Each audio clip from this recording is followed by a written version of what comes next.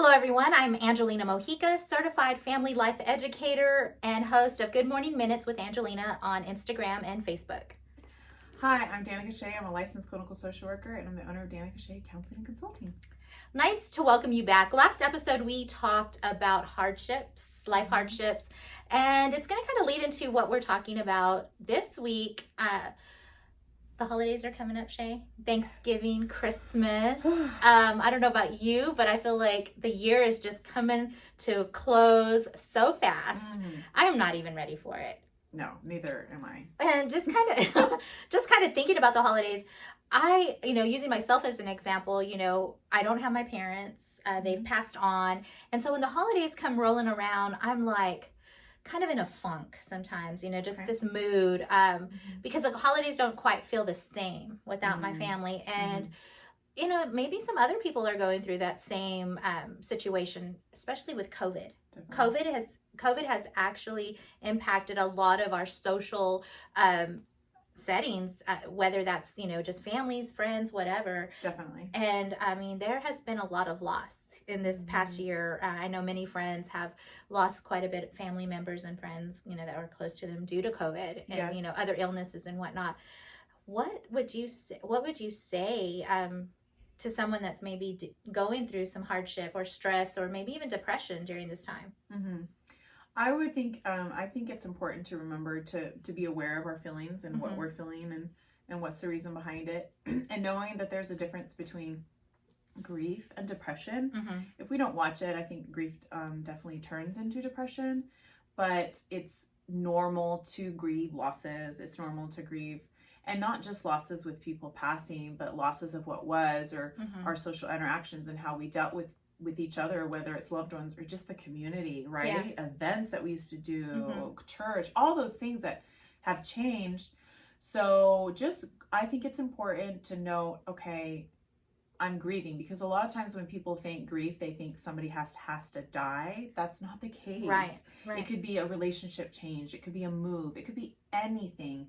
And so just to allow yourself that space to grieve, and whether that's reaching out to somebody, reading a good book about it, or reaching out to a grief support group, but knowing that grief comes in waves. It's not like it ever ends. It's just ebbs and flows, and kind of, okay, this is what I'm feeling, and it's okay. Right. It's, grief is a normal feeling. I mean, we all go through it at some point in our life. Like you said, it doesn't have to be because someone has passed or is deceased. It could be because you lost your job, or you lost the love of your life in an end of a relationship, or whatever that may be. And so with grief, there's also like depression and anxiety, because the holidays, you're having to do so many things and you're having to accommodate so much, on top of your everything to do in, regular day schedules. So how would you advise going forward? Like, how could we help kind of mitigate some of those feelings, like preparation and things like that? I would suggest probably, if you think about it, first, you mentioned acknowledging your feelings, because it's a normal thing. You're going to feel sad. Okay, let's feel it. Let's grieve through that. Reaching out to a support system, having a support system. That's another thing that you mentioned, but also being realistic about the holidays.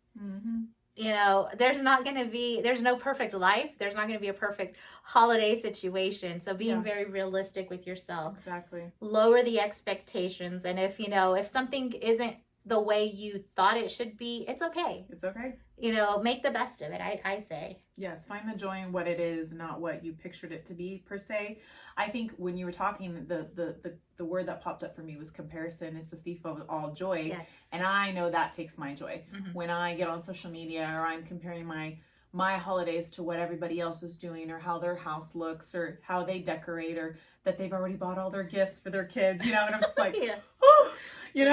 That to me, let's just stop comparing and just enjoy it. You know, if I don't bake those cookies this year, that's okay. I can go out and buy some, you know. Right. Things like that. That's what came to my mind. Stop comparing ourselves. Yeah, I mean, I'm guilty of that as well. And then also because family are coming together and there may be discord or there may be issues that are still unresolved or whatever, you know, set aside differences, you know, enjoy the moment. We talked about living in the moment before. Yeah. Enjoy, you know, just embrace the experience, you know, enjoying it, agree to disagree. There doesn't have to be, you know, any disputes at that time. Yeah, you don't have to resolve everything to be able to come together and have a nice Thanksgiving meal when you're opening up gifts. You're right. Exactly. Yeah. It's a good one. I would also say, like, stick to a budget. You mentioned buying gifts, you know, and then last minute, like, understand what you are able to do. Like, you don't have to compare yourself to other people and be extravagant, you know.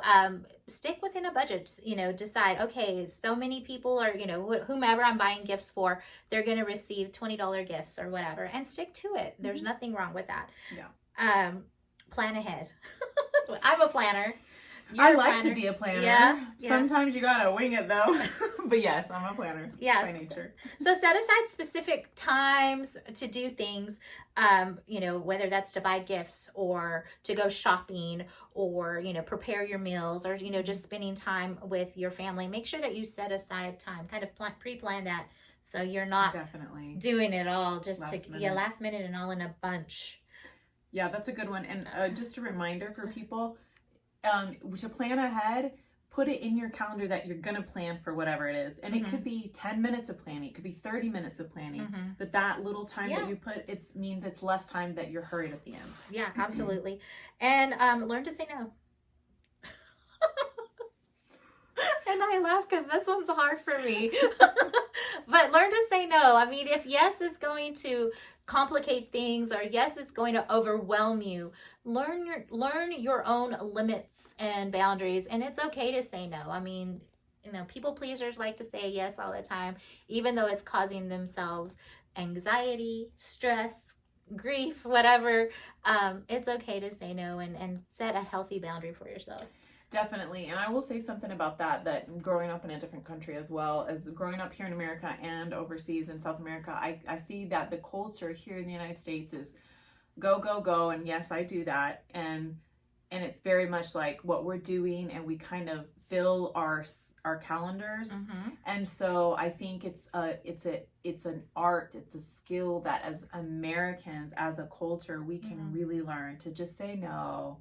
Do less things and just be more present, you know. So I think that's a really good one. I liked it a lot. And then also don't abandon your healthy habits. Like with the holidays, it's like, woo, you know, it's whatever, let's eat it all every day. Yeah. You know, but then at the end of it, you're like frumpy and kind of grumpy about yourself and disappointed that you allowed frumpy and grumpy. And you do, right? And you let your, you know, because you let your habits, you know, go. I think, you know, eating healthy, being healthy, like that's all a lifestyle change. So don't compromise that just because the holidays are here. Now, I'm not saying that you can't do certain things, but what I'm saying is do it in moderation. Like make sure that you're still doing what you want to do. Definitely. And, you know, enjoy that pie. But yeah, you're exactly right. Because you will start feeling literally physically different and not good. Absolutely. And then kind of leading into that, take a breather. Put aside time to do some self-care. Making sure that you put yourself first, whether that's, you know, reading a book, taking a bath. I don't know. Taking a walk. A walk. Yeah. Or, you know, whether it's a phone conversation or lunch with a friend, and it's just talking about silly stuff and laughing, you know, it doesn't always have to be serious. So just things like that, I think is good. Yeah, absolutely. And then you mentioned, you know, if all else fails, if you find yourself in that slump and it's not getting any better for you, always reach out for professional help. Definitely. And I wanted to say too, one more thing that came to my mind that I think is helpful, because you said, you know, my parents are both, you know, gone, and holidays can be very difficult. When that happens, like with COVID changing things or with people passing and it's not what it used to be, to celebrate what was, but then create new traditions for yourself or new traditions for your family. Okay, this person's not here anymore, or it looks different, but how can I find the joy in that and really making it your own. So absolutely. And so I just want to end with like a quote from Diana Acuri. I believe that's how you say her name.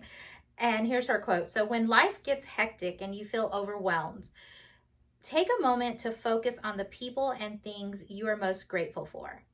When you have an attitude of great gratitude, frustrating troubles will fall by the wayside. And I think that is so true. Because again, it's embracing the moment. It's really just taking on that spirit of gratitude and saying, you know what?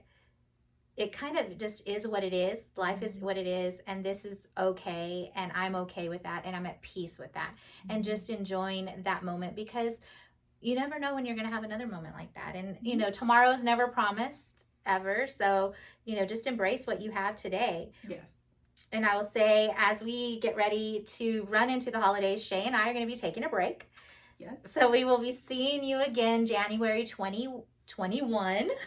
2021, yes. Yes. And I wanted to say, because we're talking about it, and I think it's great because Angelina's the one that said, hey, why don't we take a break? And I'm like, oh, we can keep going. And she's like, I think we should take a break. So she had the insight to say, let's take a break. And she's right. It's best that we take a break. Absolutely. But if you like what you heard, give us a thumbs up, hit subscribe. We'll have new content coming out in January. I am Angelina Mojica. I'm Danica Shea. Much love, much peace, many blessings.